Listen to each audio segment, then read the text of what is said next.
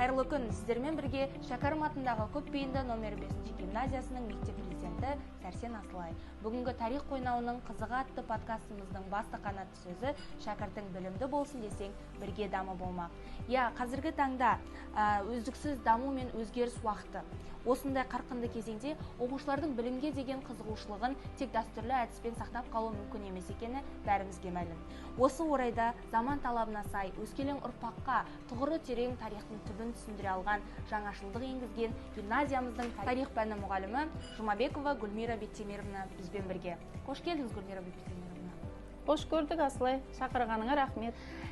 Жалпы өзіңіз де білесіз, қазіргі оқушылардың назарын сабақта ұстау оңай емес екендігін. Егер сабақты түрлендіріп, серпін бермесек, олар тез жалығып кететіні де бәрімізге мәлім.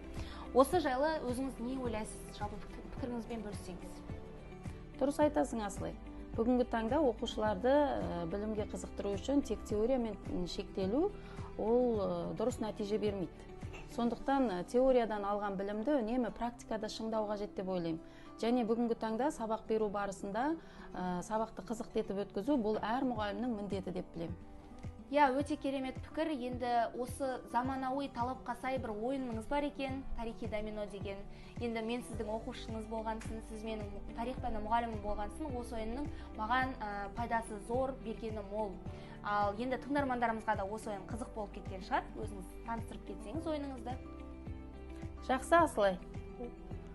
Бүгінгі таңда жалпы менің пәнім, бұл тарих пәні ауызша пән болғандықтан, ол жерде өте көп тарихи даталар бар, тарихи оқиғалар бар, және тұлғалар бар.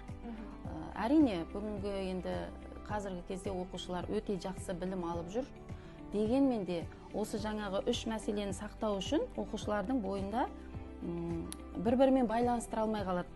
Сол себепті де мен ойлана келе осы тарихи домино ойынын құрастырдым.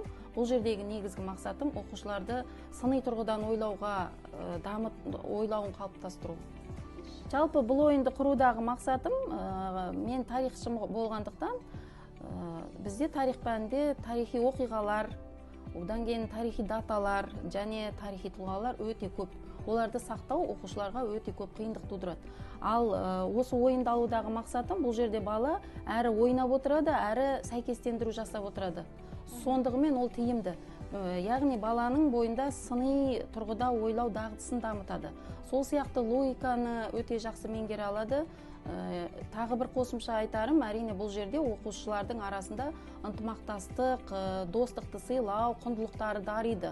Неге десеңіз, балалар бұл жерде жұппен жұмыс жасайды, бұдан кейін топпен жұмыс жасайды, сол арқылы бір-бірін тыңдай білу қабілеттері өте жақсы қалыптасады. Және ең бастысы әрине білімі дамиды деп ойлаймын. Қазіргі таңда осы оқушылардың басты проблемаларының бірі осы жылдарды жаттау шығар, себебі әр оқушы осы жерде жылдарды, оқиғаларды бір-бірімен шатастырып алып жатады. Дұрыс айтасың, Асылай. Расында да бұл ойынның барысында бас кезінде ойнаған кезде оқушыларда бір бәсекелестік пайда болды. Олар бір-бір жұппен екенін немесе топпен екенін сезіне алмағандықтан жарыс басталды. Яғни бір-бірімен бәсекелесе отырып, мен бірінші болдым дегенге тырысты. Бірақ біраз 2 рет, 3 рет ойнағаннан кейін әрине оқушылар бұны сезінді. Яғни бұл жерде топпен жауап беру керек екені, бір-бірін тыңдау керек екендігі, және бұл жерде жалғыз оқушы жеңіске жетпейді. Бұл жерде жалпы сынып ойнайды бұл ойынды. Өйткені мен сыныпты 4 топқа немесе 6 топқа бөліп аламын да, одан олардың қолдарына міне жеке-жеке бөлімдерді берем. Мысалы, Ежелгі Қазақстан. Ол жерде оқушылар міне суретімен және жылдарымен салыстыру арқылы бір-бірімен сәйкестендіреді. Ал орта ғасырлық ғалымдар, не болмаса міне 10-12 ғасырлардағы мемлекеттер сияқты бөлімдер, әрбір бөлімдерге бұл ойын құрастырылған. Өте тиімді. Тарихтың барлық бөлімдеріне құрастырылған. Және тағы бір ерекшелігі, бұны мен ақ түсті, немесе сары түсті, көк түсті материалдардан дайындадым. Өйткені балалар бір-бірімен шатастырмайды. Сол кезде әркім өзінің бөлінген түстері арқылы бұл ойынды тезірек тауып алуға болады жауаптарын. Өйткені тарих өткенді ғана емес, ұлт рухын танытатын ғылым. Өте дұрыс айтасыз. Ал біз оқушылар осындай сабақ барысында тек дәстүрлі әдіспен емес, осындай ойындармен қызықты етіп өткізгенін қалаймыз.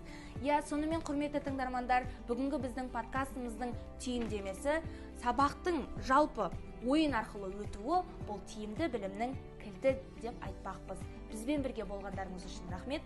Сіздермен бірге болған Сәрсен Асылай және де қонақта тарих пәні мұғалімі Гүлмира Бектемировна.